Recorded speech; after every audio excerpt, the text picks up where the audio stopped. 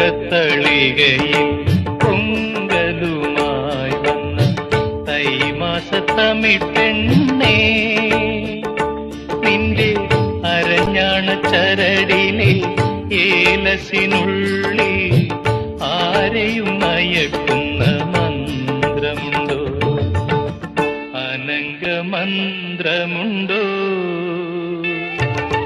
തങ്കത്തളികയിൽ പൊങ്കലുമായി വന്ന തൈമാസത്തമിപ്പെണ്ണേ.